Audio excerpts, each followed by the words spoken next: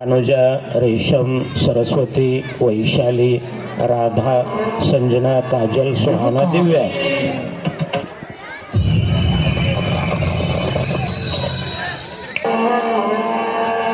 यह कहानी एक विठल भक्त गोरा कुंभार की है।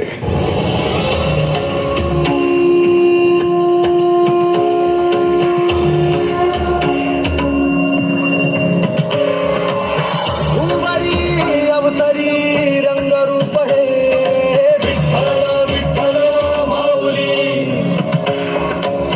ही बरेच तिरी निज सुख हे विठ्ठल विठ्ठल माऊली जुगे जुगे विठ्ठली उभे कर छटावरी गल्लावरी आला माझा प्राण दाखली बारी साबळा माझा राजा गजरा झाला हरी विठ्ठल जय हरी विठ्ठल जय तू माऊली विठ्ठल विठ्ठल जय हरी विठ्ठल माझी तू माऊली विठ्ठल विठ्ठल जय हरी विठ्ठल जय तू माऊली विठ्ठल विठ्ठल जय हरी विठ्ठल माझी तू माऊली विठ्ठल विठ्ठल जय हरी विठ्ठल विठ्ठल विठ्ठल जय हरी विठ्ठल।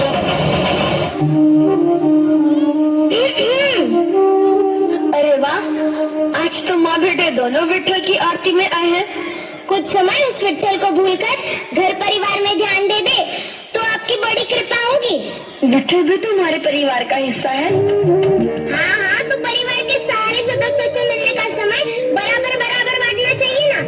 देखो, इस विठ्ठल ने तुम्हें मेरी अर्धांगिनी के रूप में चुना और ये नन्हा बालक भी उसी विठ्ठल की ही देन है।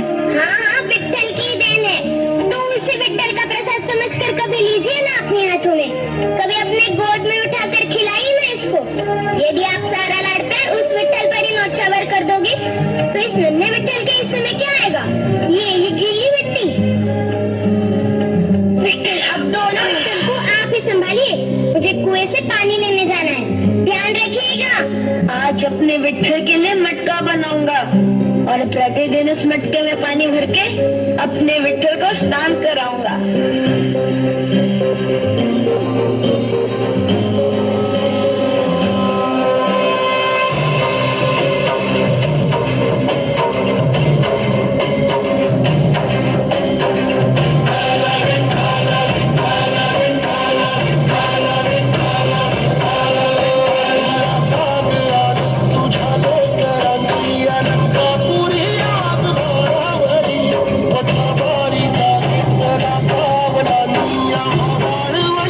तुझी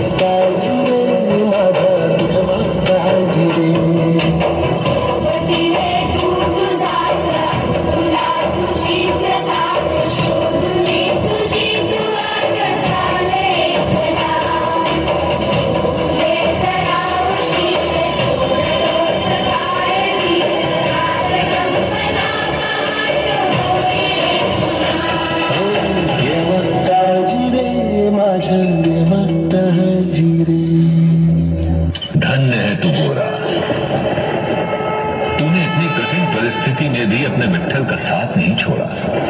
तुझ जैसे भक्त पर हमें गर्व है। तुम भी धन्य हो माते, जो अपने पुत्र के लिए भगवान तक से लड़ने को तैयार हो गई। जैसे शांति के लिए उसका पुत्र है, वैसे ही मेरे लिए है। और कोई अपने पुत्र को दुखी नहीं देख सकता।